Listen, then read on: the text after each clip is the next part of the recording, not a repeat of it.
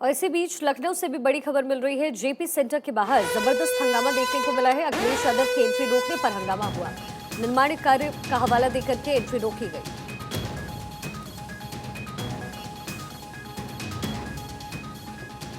मेरे सहयोगी अवनीश विद्यार्थी मेरे साथ जुड़े हैं। अवनीश, ये पूरा मामला क्या है? ऐसी माल्यार्पण करने के लिए जयप्रकाश नारायण की प्रतिमा पर माल्यार्पण करने के लिए समाजवादी पार्टी के राष्ट्रीय अध्यक्ष अखिलेश यादव को पहुंचना था। उनके पहुंचने से पहले ही वहां पर प्रशासन बैरिकेडिंग की थी। किसी भी तरह के लोगों को अंदर जाने की मनाही थी। सुरक्षा कारणों से बताया गया कि अखिलेश यादव या उनकी टीम को जाने की जाएगी। समाजवादी पार्टी कार्यकर्ता वहां हंगामा कर रहे थे। अखिलेश यादव मौके पर पहुंचे। उन्होंने जो भी NIC का जो गेट था उस पर ताला बंद था, उस गेट को भांज करके पार किया और उनके साथ बड़े समय कार्यकर्ता गेट के अंदर घुस गए। वहां पर प्रशासन और समाजवादी पार्टी कार्यकर्ताओं में जो है वो कहीं ना कहीं धक्का मुक्की चल रही है। प्रशासन इस वक्त कोशिश कर रहा है कि वहां से कार्यकर्ताओं को जल्द से जल्द हटाया जाए। लेकिन यहाँ रोका क्यों जा रहा था? अगर ये पहुंचे भी तो यहाँ पे दिक्कत क्या हुई और प्रशासन क्या पहले से अलर्ट मोड में नहीं था? प्रशासन कहना है कि उनकी तैयारी थी, चूंकि जेपी NIC का जो स्ट्रक्चर है वो बड़ा सेंटर है और उस कन्वेंशन सेंटर को अखिलेश यादव ने सरकार के दौर में इसकी आधारशिला रखी थी। निर्माण पूरा नहीं था, तो एक तरीके से प्रतीकात्मक तौर पर इस बात का विरोध भी अखिलेश यादव को जताना था कि वो यहाँ पर गए, उन्होंने माल्यार्पण किया, लेकिन सरकार ने उसको पूरा नहीं किया। क्योंकि वो निर्माण पूरा नहीं है, इसलिए सुरक्षा कारणों से जो है LDA जो लखनऊ का अधिकरण है उसने पार्टी के नेताओं की अनुमति नहीं, और यही है कि समाजवादी पार्टी कार्यकर्ताओं और प्रशासन के बीच वहां झड़प हुई। तमाम समाजवादी पार्टी कार्यकर्ता वहां पर पहुंच गए। थोड़ी देर में अखिलेश यादव अपने रथ पर सवार होकर के वहां पर पहुंचे और उन्होंने वहां पर जो गेट था उसको फांस कर पार किया, और जिसके बाद वहां पर और वो इसलिए दिया था कि उन परिस्थितियों में उस समय पर चरम सीमा पर महंगाई थी, चरम सीमा पर बेरोजगारी थी, चरम सीमा पर भ्रष्टाचार था और न जाने कितना उनके साथ देश के समाजवादी नेताओं को जेल जाना पड़ा, इमरजेंसी लगी।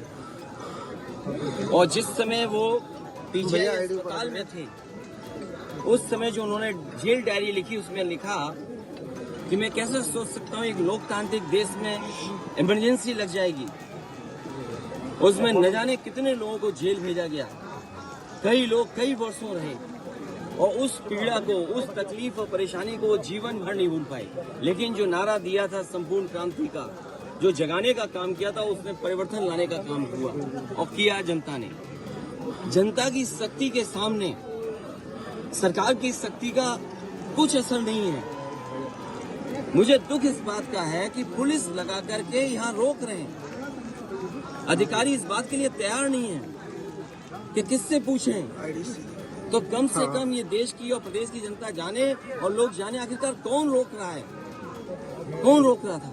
इसलिए मजबूरी में जिस तरीके से हर बार माल्यार्पण करने हम समाजवादी लोग आते थे, मुझे याद है जब उद्घाटन हुआ था नेताजी यहाँ आए थे, नेताजी से मैंने उद्घाटन करवाया था। एकमात्र देश में समाजवादी नेता के लिए एक ऐसा म्यूजियम बना जिसमें उसके जीवन के बारे में लोग प्रेरणा ले सकते हैं। जो आंदोलन उन्होंने चलाए, भाई हल्ला ना करो यार, उससे प्रेरणा ले सकते हैं कि सरकार के खिलाफ और लोकतंत्र में कैसे आवाज उठाई जा सकती है।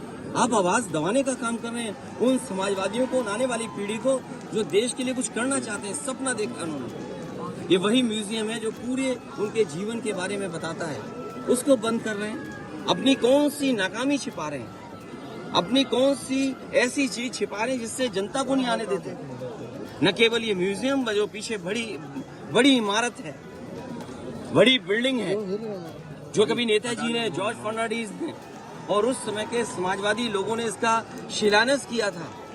एक सरकार आई जिसने काम नहीं होने दिया, उसके बाद समाजवादी सरकार ने, पिछली सरकार ने इसको शुरू किया और न केवल भारत में बल्कि अगर ये बिल्डिंग बनकर के तैयार हो जाती तो दुनिया में एक पहचान बनती बिल्डिंग की कि हाँ, जेपी के नाम पर जिसने इतने बड़े देश के लोकतंत्र को बचाने का काम किया, लोगों को जागरूक किया और एक आवाज दी उन्होंने। और मुझे लगता है कि देश की जनता को एक बार फिर इस सरकार की ताकत के खिलाफ लड़ना होगा और बिना जनता की शक्ति के लोकतंत्र, समाजवाद और सेकुलरिज्म बचने वाला नहीं।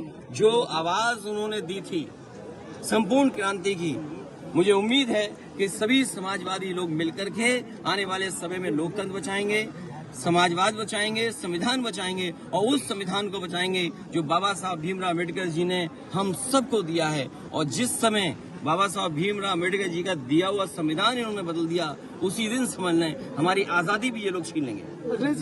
साथियों, उसमें तो आप में से भी बहुत से ऐसे लोग थे जो इस आंदोलन में जुड़े थे।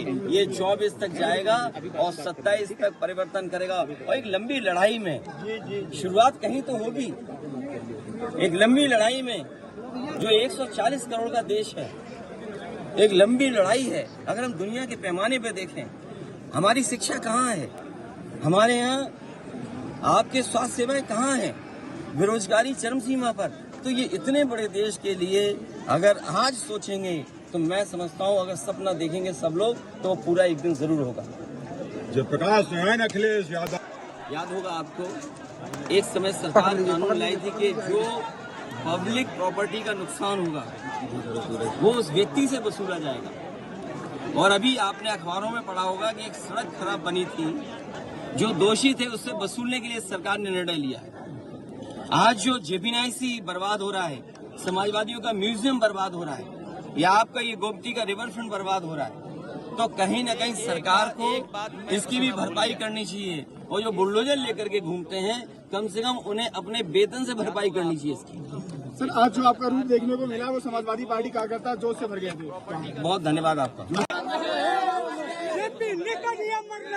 और अभी आपने अखबारों में पढ़ा होगा तो ये तस्वीरें आप देख रहे हैं, सपा प्रमुख अखिलेश यादव का ये जोरदार प्रदर्शन इस वक्त आप देख रहे हैं। अखिलेश बैरिकेडिंग तोड़कर आगे की ओर बढ़ते हुए नजर आ रहे हैं। जयप्रकाश नारायण जी की जयंती और इस वक्त जयप्रकाश नारायण जी की जयंती के ऊपर आज हंगामा है। अखिलेश यादव इस वक्त हंगामा कर रहे हैं। पीयूष राय मेरे सहयोगी मेरे साथ इस वक्त जुड़ गए हैं। पीयूष, क्या तस्वीरें आपके पास? जी देखिए, अभी जयप्रकाश नारायण जी की जयंती के उपलक्ष्य पर माल्यार्पण करने की जो कार्यक्रम था पहले से तय था, आज उनको आना था। पिछले कुछ दिन पहले ही इन्होंने परमिशन ले ली थी वीसी से, पर एलडीए वीसी ने उस वक्त मना कर दिया था। पर जो नई परमिशन थी उसमें अनुमति मिल गई थी, जिसको लेके सपा के जो प्रदेश अध्यक्ष हैं नरेश पटेल, उन्होंने कागज भी दिखाया सबके सामने कि देखिए हमें परमिशन मिल गई है। लेकिन उसके बावजूद समाजवादी पार्टी के कार्यकर्ताओं ने गेट के बाहर खड़े होकर धरना प्रदर्शन किया, योगी सरकार के विरोध में नारेबाजी की, पुलिस के विरोध में नारेबाजी की। उसके बहुत देर बाद जाके अखिलेश यादव आते हैं तमाम मजमे को लेकर, और उनकी बस आती है, बस से डायरेक्ट निकलते हैं। गेट ना खुलने पर गेट को तोड़ा जाता है और अखिलेश यादव स्वयं उस लोहे के गेट के उस पार कूद के चले आते हैं, अंदर जाते हैं, माल्यार्पण करते हैं और उसके बाद वापस मीडिया से बात करते हैं, आपने जैसे बाइट दिखाई, और फिर उसी रास्ते से वापस जाते हैं और दरवाजा खोलने का इंतजार ना करते हुए दरवाजा कूद कर ही चले जाते हैं, जैसा सामने आपको विजुअल दिखाया हुआ है। जी, अभी भी चल रहा है। अखिलेश यादव अपने बस में सवार होकर एक्टिव पॉलिटिक्स करने की कोशिश अखिलेश की तरफ से की जा रही है, जाहिर तौर पर 2024 का चुनाव और फिर जयप्रकाश नारायण के ग्राउंड से बेहतर ग्राउंड हो क्या सकता है? जी, आवाज नहीं आ रही, पीयूष ठीक है, आपके पास वापस आऊंगी मैं। तो ये दो तस्वीरें आपको दिखा रहे हैं, जेपी सेंटर में जोरदार हंगामा इस वक्त हो रहा है और दूसरी तस्वीर में आप सपा प्रमुख अखिलेश यादव को देख रहे हैं और अखिलेश यादव यहाँ पर बैरिकेडिंग तोड़ते हुए नजर आ रहे हैं। जयप्रकाश नारायण की जयंती है और हर कोई आज इस मौके को भुनाने की पुरजोर कोशिश कर रहा है।